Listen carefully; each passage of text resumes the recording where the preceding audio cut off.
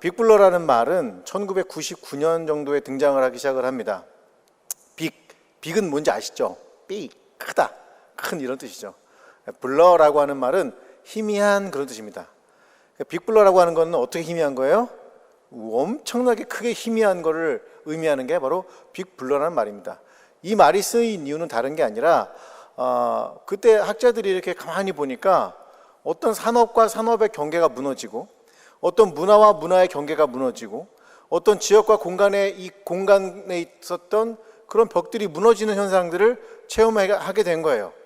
그러면 사람들이 생각을 한 겁니다. 야, 앞으로의 시대는 어떻게 될까? 지금 뭐 메타버스 얘기도 막 나오고 하는데 지금 어떻게 될까? 모든 것의 경계가 점점점 희미해질 것이다. 경계를 넘어서게 될 것이다. 경계가 소멸하게 될 것이다 라고 하는 이론들이 이제 2000년대 초반에 계속 등장을 하면서 지금까지 이어지고 있습니다. 뭐 예를 들자면 여러분 GS25시 원래는 여러분 편의점 사업이죠. 근데 지금 아시다시피 뭐 택배업도 하고 있고 제가 알기로는 8월 달부터 그렇게 배달 서비스를 한대요. CU도 11월 달부터 배달업을 한답니다. 이제 그냥 편의점이 아니라 배달을 하는 편의점으로 배달업과 편의점이 이렇게 섞이게 되거나 경계를 넘어서는 그런 일들이 되는 거죠. 아마 여러분들은 스타벅스에 가보셨을 거예요. 스타벅스에서 커피 한잔 하실 때 요즘 유행하는 게 뭐죠? 사이렌 오더. 저는요 그래서 처음에 이거 사이렌 오더라고 그래가지고 사이렌이 막 울리는 줄 알았어요. 이영 하고 울리는 줄 알았더니 사이렌은 울리지 않고 제가 고객 이름이 앤디예요. 그래서 앤디 고객님 이렇게 얘기를 하더라고요. 근데 여러분 사이렌 오더가 단순하게 우리가 알고 있는 주문 시스템이 아닙니다. 그건 하나의 결제 시스템이고 이 스타벅스가 금융업으로 넘어가기 위한 하나의 발판 모델이죠. 우리 이렇게 보니까 지금까지 우리는 하나의 영역에서 다른 영역을 넘어가는 걸 매우 두려워하거나 매우 걱정스러워하지만 사실은 어찌 보면 앞으로의 시대는 이런 것이 점점 가속화될 것 같아요. 영역의 구분이 점점 희미해지는 세상, 그걸 우리는 빅블러라고 합니다. 오늘 여러분과 제가 읽은 이 본문 안에는 여러분 잘 아시는 사마리아 여인, 수가성 여인이 등장을 합니다. 그런데 저는 이 본문을 보면서 제가 깊이 생각을 해보면서 예수님께서 우리가 알고 있는 어떤 경계를 넘어서는 모습들을 많이 보여주고 있다는 것이 포착이 됐어요. 깜짝 놀란 거죠. 아니 우리 주님께서는 그 안에 있는 경계에 머문 것이 아니라 그 경계를 넘어서서 사람들의 편견의 벽을 넘어서셨고 사람들이 막았던 그 담들을 넘어서셨던 그런 분이라는 것을 깨닫게 되었습니다. 그래서 저는 오늘 여러분과 함께 이 빅블러의 신 예수님, 정말로 많은 것들의 경계를 허물어 가시고 경계를 소멸시켜가는 우리 주님에 대한 모습을 세 가지로 함께 살펴보도록 하겠습니다. 우리 주님께서 가장 먼저 넘어선 것은 다른 것이 아니라 바로 지역과 공간의 제한을 넘어서신 거예요. 우리가 3절과 4절을 한번 읽어보겠습니다. 함께 읽어보겠습니다. 시작. 유대를 떠나사 다시 갈릴리로 가실새 사마리아를 통과하여야 하겠는지라, 이렇게 표현되어 있습니다. 지금 예수님은 북쪽인 갈릴리에 계신 것이 아니라 요한복음에 의하면 남쪽에 있는 요단강 근처에 계셨어요. 요단강에 하면 딱 떠오르는 게 있죠. 요단강. 요단강 그러면 여러분 중에는 또 갑자기 또 다른 걸 떠올리실 분이 있겠지만 요단강 하면 우리 침례 요한이 떠오르잖아요. 침례 요한이 예수님이 지나가는 모습 보고 이렇게 얘기하는 거예요. 보라, 세상 죄를 지고 가는 하나님의 어린 양이로다. 저 사람이야말로 메시아고 구원자로다. 나는 그분의 신 들기에도, 그분의 신 말을 풀기에도 감당하지 못하겠다. 이러면서 예수님이 메시아임을 고백합니다. 그때 사람들이, 이 침례 요한을 막 따라왔던 사람들이 갑자기 어디로 가요? 예수님한테 몰리기 시작을 하는 겁니다. 예수님의 제자들이 바쁘게 침례를 합니다. 뭐 이렇게 해서 예수님이 점점점 막 커지는 것 같은 느낌이 드는 거예요. 제자들이 얘기하죠. 저 어떡합니까? 그는 흥하여야 하겠고 나는 쇠하여야 하리라. 그때 얘기했던 게 침례 요한이죠. 예수님 이 장면을 목격하시면서 이것은 좋은 것이 아니겠다. 이런 싸움에 내가 어떤 세력을 더 잡고자 하는 그런 의미가 없잖아요, 주님이. 그 주님께서 그쪽에 있었던 지역을 떠나서 북쪽으로 이제 향해 가는 그런 과정이었습니다. 그런데 오늘 본문을 보니까 주님께서 갈릴리 북쪽으로 가시는데 사마리아를 통과해야겠는지라 라고 번역이 됐어요. 사마리아 지역은 여러분 설교를 많이 들어보셔서 아시겠지만 유대인들이 꺼려하는 지역입니다. 왜냐하면 부정한 통로거든요. 그래서 요세푸스에게도 보면 아주 급한 것이 아니면 주로 유대인들은 그 사마리아의 지역을 우회해서 갔다고 해요. 돌아서 가서 그 지역을 통과하지 않는 것이 일반적인 상례였다고 합니다. 그런데 오늘 주님은 이런 표현을 쓰죠. 분명히 주님이 그 현장을 떠나서 가고 계시는데 사마리아를 통과해야 하겠는지라. 이 표현이 왜 이렇게 번역이 됐냐면 헬라어 에데이라는 말 때문에 그래요. 에데이는 데이에서 온 말인데 이게 뭐냐면 need, 뭐뭐 할 필요가 있었다는 얘기예요. 그리고 뭐뭐 해야만 했다는 얘기입니다. 그래서 어떤 곳은 must 혹은 must need 이렇게 표현을 하는데 이건 주님이 그 지역을 통과하여야만 하는 어떤 이유가 있었다라는 거예요. 예수님은 유대인들이 꺼려했던 사마리아 지역으로 경계를 허물며 넘어가시는데 그건 그냥 가신 것이 아니라 그냥 내가 다 헐어버려야지 막 그러고 가신 것이 아니라 그 곳에 가야 할 어떤 이유와 필요가 있었다는 것입니다. 주님은 오늘 이 지리적이고 공간적인 경계를 넘어서시는 겁니다. 그러면서 주님이 유대인들이 이 지역은 더러워, 이 지역은 좋지 않아 라고 했던 그 공간을 넘어서 이제 그 지역에 있는 한 여인을 기다리는 것이 바로 오늘 여러분과 제가 보는 이 본문의 이야기입니다. 그런데 예수님이 지금 보여드렸다시피 여러분, 세상에서의 경계를 넘어서는 일은 다 뭐 하기 위해서일까요? 뭐니 해도 머니를 벌기 위해서입니다. 세상은 경계를 넘어설 때 이게 돈이 될까 안 될까를 고민합니다. 그런데 오늘 예수님은 그게 돈이 될까 안 될까를 바라보신 것이 아니라 그 사마리아 지역에 있는 한 명의 여인을 바라보시면서 그 지역을 내가 꼭 통과해야 될 필요가 있다라는 분명한 목적의식, 내가 누구를 섬겨야겠다라고 하는 명확한 목적의식이 있었다라는 거예요. 이게 바로 우리가 빅블러이신 예수님을 바라보는, 빅블러로서의 예수님 바라보는 다른 모습인 거예요. 교회는요 한 공간과 지역과 어떤 걸 통과해 나갈 때, 우리나라는 또 그런 게 있잖아요. 막 지역주의 해가지고 뭐 어디 파다 막 이렇게 나누는 걸 엄청나게 또 그런 걸 조장했던 적이 있었는데, 예수님은 유대의 지역과 사마리아 지역의 어떤 공간적이고 지역 대립 이런 걸 다 넘어서시고 계시는 것을 볼 수가 있는 거죠.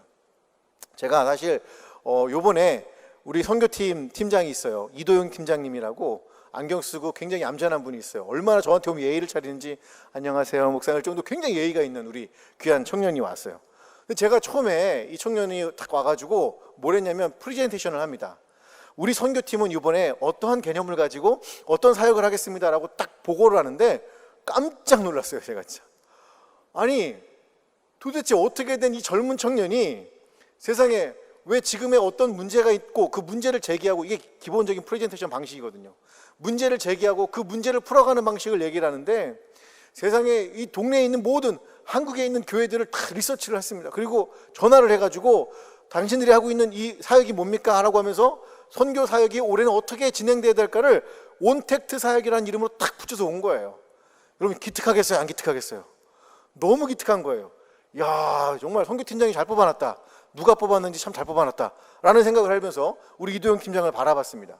이도영 팀장뿐이 아닙니다. 여러분, 거기 있는 우리 성은 자매라는 자매가 있어요.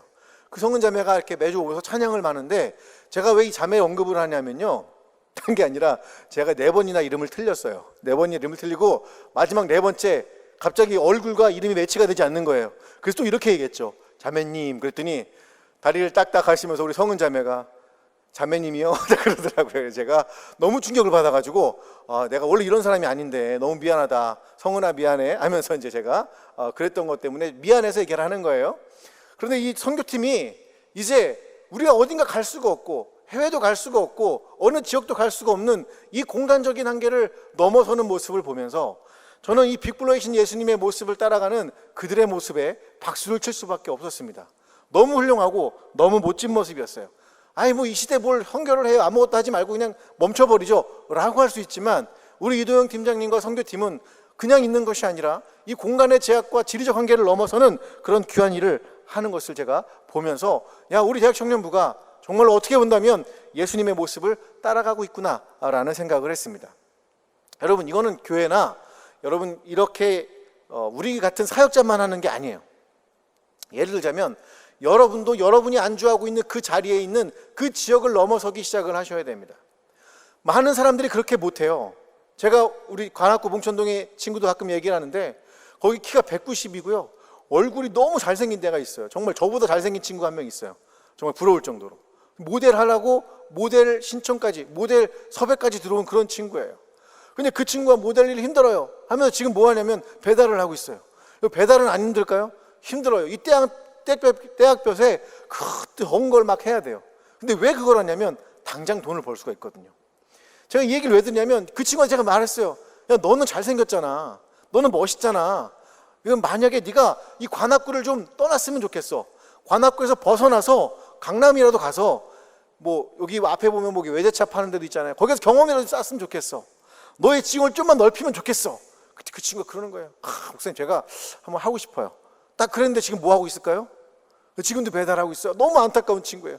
능력도 있고 정말 좋은데 제가 이 얘기를 왜 드리냐, 여러분의 삶의 자리 안에서 그 경계 안에서 그냥 여러분 마주하고 있는 그 현실에 멈추지 말라는 거예요. 그걸 넘어서셔야 돼요. 오늘 주님이 말씀하십니다. 뭐라고 말씀하십니까? 통과해야만 할 필요가 있었다. 그리고 주님은 한 여인을 기다리게 된 거예요. 저는 여러분께서 지금 살아가는 삶이 뭐 나쁘다 그런 얘기를 하는 게 아닙니다. 그런데 여러분 삶 안에서 멈추지 마세요. 또 움직여야 돼요. 또 넘어서야 돼요. 그 경계를 넘어서고, 물론 경계선 밖에는 여러 가지 위험이 있습니다. 그런데 그 위기를 넘어서기 시작을 하면 여러분은 다른 사람이 얻지 못하는 귀중한 열매들을 얻게 될 것입니다. 오늘 이제 주님께서 이 사마리아 지역이라고 하는 유대인들이 멸시하고 괄시하는 그 땅을 향해 경계를 넘어가시는 그 모습을 보면서 저는 우리가 그리스도의 제자로서 참된 성령의 사람들로서 이 주님을 따라가야 된다라고 여러분께 말씀을 드리고 싶습니다. 이렇게 주님께서 단순하게 지역을 넘어서는 것이 아니라 이제 하나 더 나아가셔서 다른 어떤 것을 넘어가기 시작합니다. 여러분 이 본문을 보면서 아마 이런 얘기 많이 들으셨을 겁니다. 어떤 얘기냐면 이 사마리아 여인이 물을 길러 온 시간이 몇 시죠? 딱 이렇게 물어보면 대충 여러분이 이렇게 얘기할 거예요. 12시요. 딱 이렇게 얘기를 할 겁니다. 물론 이제 그런 것도 틀린 건 아닙니다만 12시라고 말하는 이유는 뭐냐면 이제 일반적으로 유대교가 갖고 있었던, 유대인들이 갖고 있었던 시간을 공간복음서에서는 그렇게 썼어요.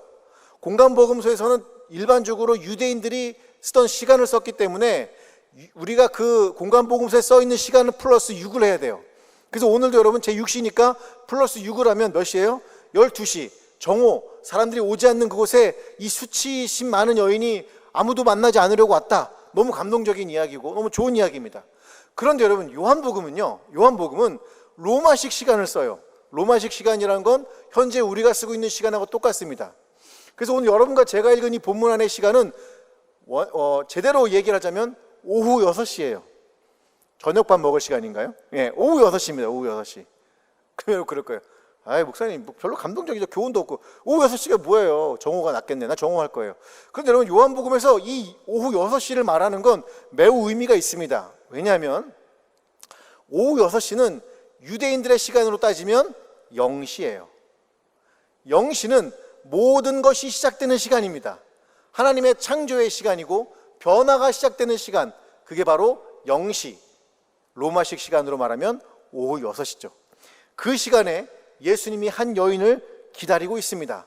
예수님과 만나는 시간, 그 시간이 바로 오후 6시, 창조의 시간인 0시라는 거예요.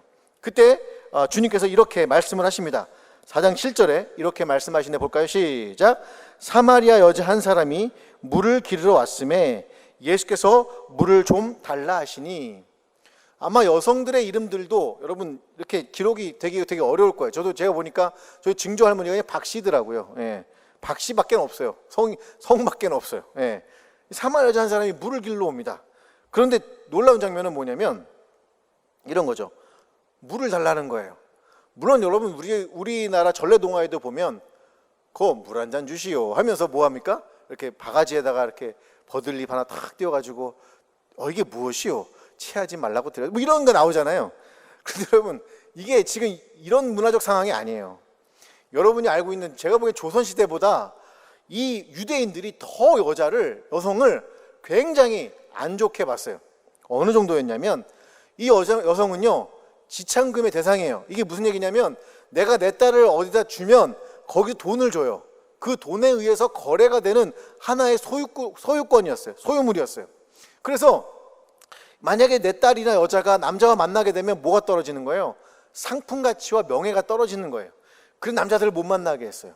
남자들하고 접촉을 못하게 했습니다. 그래서 그걸 어떤 식으로 얘기를 했냐면, 벤 시라라고 하는 그 유대인 학자가 있습니다.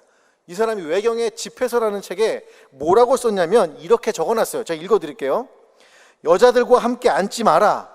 이는 옷에서 좀이 나오듯이 여자로부터 여자의 심술이 나오기 때문이다. 여자의 친절보다 남자의 심술이 낫나니 여자는 치욕과 비난을 낳을 뿐이다. 이렇게 얘기를 합니다. 여러분, 당대 최고의 학자 벤시라라고 하는 사람이, 종교적인 사람이, 종교 최고 우두머리가 뭐라고 하냐면, 여자와 앉지도 말아라. 여자는 치욕과 비난을 낳을 뿐이고 여자가 하는 그 심술은 이루 말할 수 없기 때문에 여자와 함께 앉지도 말라고 해요. 그래서 실제로 여러분, 여자는 법정에 증인으로 설 수가 없습니다. 왜냐하면 거짓말을 하는 존재라고 낙인을 찍었기 때문에 그래요. 랍비들은 남자 2명은 여자 100명보다 낫다라는 얘기를 공공연하게 떠들고 다녔습니다. 종교의 지도자들도, 아무리 공부 많이 하는 사람들도 그런 식으로 얘기를 합니다. 여성들은 남자와 밥을 같이 먹을 수가 없었고, 아이나 노예들과 같은 그런 사람들하고 같이 밥을 먹을 수가 있었고, 남자는 밥 먹을 때 기도를 해야 되는데 여자는 기도하지 않아도 상관이 없었어요. 좋겠죠. 예.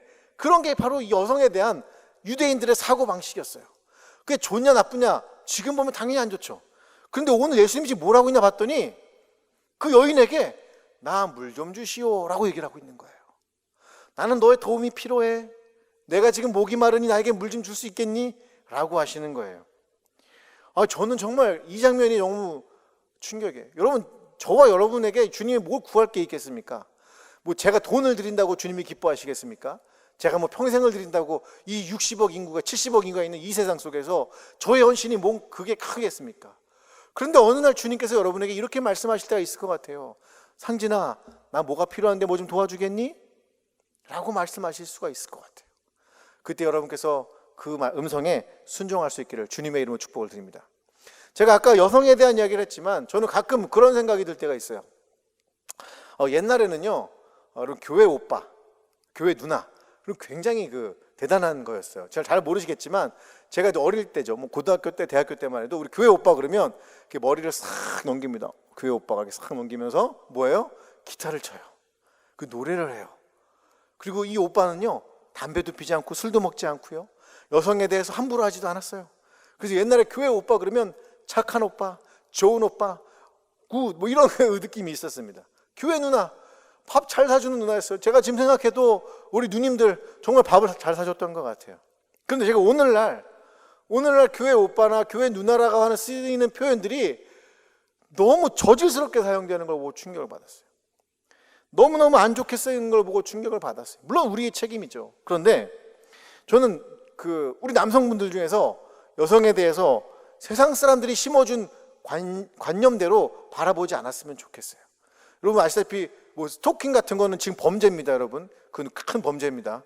스토킹 한다고 하면서, 스토킹은 아니지만 갑자기 이렇게 예수 믿는다고 하시면서 술 한잔 탁 드시고 와가지고 막 이러시면 안 돼요, 여러분. 그런 거 하지 마십시오.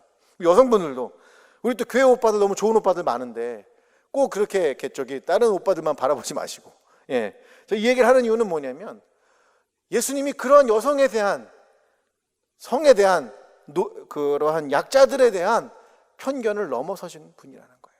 그분은 노예도, 그분은 문둥병 환자도, 그분은 여성도, 그분은 부정한 사람들도 만나시고 그들을 만지시고 심지어 죽은 시체도 손을 대셨던 분이 우리 예수님이셨어요. 사람들은 부정하다고 만나지 않았던 그들, 그분은 바리새인도 만나셨고요, 뿐만 아니라 세리도 만나셨던 그런 분이 바로 우리 예수님이었습니다. 오늘 우리 이 시대에 많은 편견과 차별의식들이 있습니다. 그런데 우리 주님은 그걸 넘어서고 계시는 분이에요. 여러분이 그 주님의 눈을 가졌으면 좋겠습니다. 세상 사람들이 여러분 머릿속에 심어준 그런 거 말고, 세상 사람들이 여러분 머릿속에 넣어줘서 넌 이렇게 생각을 해야 돼라고 했던 거 말고, 세상 사람들이 여러분 머릿속에 성공은 이렇게 했던 거, 그런 거 말고, 우리 주님이 여러분께 원하시는 것, 그리고 여러분을 향해서 내가 목이 마르니 나 좀 도와주겠니라고 하는 그 예수님의 음성이 여러분 가운데 있기를 축복을 드립니다. 여러분은 이제 그리스도의 이 아름다우신 모습을 통해서 이러한 차별적이고 이러한 약자들을 향했던 예수 그리스도의 모습을 따라 살아가기를 축복합니다. 성공한다고 무조건 좋은 차 타고 다니고, 예? 그 사람들을 멸시하고 그런 것이 아니라 오늘 예수님의 모습을 따라서 여러분 그 주님의 그 경계를 넘어섰던 그 주님의 손길을 함께 느꼈으면 좋겠습니다. 우리가 이렇게 지역과 경계를 넘어서신 예수님, 빅블러이신 예수님을 봤고 또 어떤 차별의식들, 또 약자에 대한 그리스도의 그 아름다운 모습들을 바라보았는데 이제 마지막 세 번째로 여러분과 함께 성전을 넘어서신 예수님에 대해서 바라보기를 소망합니다. 지리적이고 공간적인 경계를 넘어서신 예수님뿐만 아니라 주님은 오늘 우리의 예배에 대해서 이렇게 말씀을 하십니다. 4장 20절을 보니까 이렇게 말씀을 하고 계시는데 한번 읽어볼까요? 시작. 우리 조상들은 이 산에서 예배하였는데 당신들의 말은 예배할 곳이 예루살렘에 있다 하더이다 라는 표현이 나옵니다. 이 말은 무슨 얘기냐면 여기에 지역을 잘 이해를 하셔야 됩니다. 우리가 여기 수가 지역이라고 표현되어 있는데 이건 구약에 있는 세겜 지역하고 동일 지역입니다. 또 얼마 전에 또 아니라고 하신 분도 물론 있지만 얼마 전에 또 우리 한국에 계신 학자들이 같은 지역이다 라고 얘기를 했습니다. 조금 더 광범위하냐 좁냐 그 정도 차이지 같은 지역이다. 근데 세겜은 어떤 지역이냐면 세겜의 뜻이 어깨라는 뜻이에요. 근데 거기 뭐가 있냐면 쌍둥이 산이 하나 있어요. 쌍둥이 산이 두 개가 있습니다. 하나는 그리심산, 축복의 산으로 알려진 그리심산이 있고 하나는 에발산이라고 해서 저주의 산이라고 알려진 산이에요. 그래서 이게 모양이 어깨처럼 돼 있어요. 그래서 어깨. 그래서 여러분 어깨 좋아하시는 분들은 다 이름을 뭐라고 지으시면 돼요? 세겜 이렇게 지으시면 됩니다. 그 지역인데 그게 수가 지역하고 동일한 지역이에요. 그런데 이 지역은 아주 역사적으로 전통이 깊습니다. 여러분 잘 아시는 누구요? 야곱과도 연결이 되어 있습니다. 물론 이제 아브라함도 연결됐지만 아브라함, 야곱과도 연결되어 있고 야곱과 아주 깊은 연관이 있고 또 이 지역 근처에는 요셉의 뼈가 묻혀 있기도 합니다. 뿐만 아니라 모세가 가나안에 들어가기 전에 당부를 합니다. 여호수아에게 뭘 당부하냐면 백성들에게 너희가 가나안 땅에 들어가면 세겜이란 지역을 가게 될 텐데 그 세겜 지역에서 그리심산에서 축복의 언약을 선포하고 에발산에서 저주의 언약을 선포함으로써 거기서 맺어지는 하나님의 계약, 즉 세겜 언약이라고 하는 중요한 것을 하나님과 언약을 맺으라고 명령했던 지역이 세겜이에요. 여호수아는 당연히 가나안 땅에 들어와서 이 세겜 지역에 와서 그렇게 합니다. 그리심산에 올라가서 축복을 선포하고 에발산에서 하나님의 명령을 듣지 않으면 저주를 받을 것이다, 심판을 받을 것이다 말했던 지역이 바로 이 세겜입니다. 그래서 사마리아인들은 그리심산이라고 하는 이 축복의 산에 하나님의 성전을 지었습니다. 왜냐하면 유대인들이 어디다 지었어요? 예루살렘에다 성전을 지었기 때문에 그래요. 그래서 그때는 성전이 두 개가 있었던 거죠. 예루살렘에 하나, 그리심산에 하나. 그래서 사마리아인들은 얘기를 한 거예요. 우리의 전통에 따르면 여기가 진짜야. 유대인들은 뭐라 그러는 거예요? 다윗의 전통에 의하면 여기가 진짜야면서 서로 진짜가 무엇인지를 싸웠던 시기예요. 그 여자가 묻는 겁니다. 우리가 어디서 예배를 해야 됩니까? 어디서 예배를 드리는 것이 맞습니까? 라고 얘기를 합니다. 그런데 그 얘기가 바로 이 4장 20절에 나오는 이 이야기입니다. 그런데 주님께서 그 여인에게 예루살렘이야 라고 말씀하지도 않으시고 그리심산이야 라고도 말씀하지 않으십니다. 우리는 대체로 사람들이 만들어 놓은 프레임에 갇혀버리기 때문에 이걸 선택할 것이냐 이걸 선택할 것이냐 하는데 주님이 21절에 이렇게 얘기를 하십니다. 4장 21절 한번 읽어봅니다. 시작. 예수께서 이르시되 여자여 내 말을 믿으라. 이 산에서도 말고 예루살렘에서도 말고 너희가 아버지께 예배할 때가 이르리라. 아니 성전은 예루살렘에 있는 거 아니에요? 성전은 그리심산에 있는 거 아니에요? 성전은 수목원 강남교회에 있는 거 아니에요? 그런데 주님이 말씀하십니다. 이 산에서도 아니고 예루살렘에서도 아닌 아버지께 예배할 때가 일 것이다. 주님은 그 프레임, 장소와 지역에 국한되어 있는 프레임을 깨버리시고 아버지께 예배하는 것이 무엇인지를 알려줍니다. 바울은 우리에게 이렇게 얘기를 하죠. 너희는 성년의 전이다. 너희는 그리스도의 몸이다. 그 어디 있는 거예요, 여러분? 성전은? 여러분 안에 있는 거예요. 그러기 여러분이 거룩해야 되고 여러분이 깨끗해야 되고 살아나가야 될 것이며 이제 교회는 여기만이 아니라 여기를 넘어서서 여러분이 살아가는 그 모든 곳이 교회가 되어야 되고 그곳에서 하나님을 향한 사역들이 이루어져야 될 줄로 믿습니다. 그러니까 여러분 지금 이 비대면이라고 그냥 집에 가서 나 예배 드려서 끝났어 하고 끝나는 것이 아니라 여러분이 삶의 그 지역 속에서 삶의 그 현장 속에서 이 그리스도의 예배가 동일하게 이루어질 수 있도록 그리고 우리가 다시 만나는 그 시간까지 그 시간을 기대하면서 꿈꾸면서 함께 돌아올 수 있는 그 시간을 기대하기를 주님의 이름으로 축복을 드립니다. 그러면 여러분 나가서 뭘 해야 될까요? 릭 루소라고 하는 사람이 있었어요. 제가 이게 한 7년 전에 읽은 책인데 너무 그때 제가 많은 연구했던 주제 중에 하나였습니다. 이분이 뭘 지었냐면 교회 밖으로 나가는 교회들이란 책을 지었어요.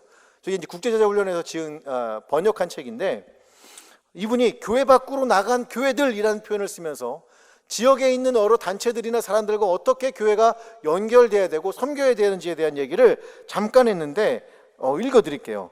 이렇게 써 있습니다. 섬김은 도시가 필요로 하는 것이고 하나님께서 원하는 것이며 교회가 할 수 있는 일이다. 도시는 구원에 별로 관심이 없을지 모른다.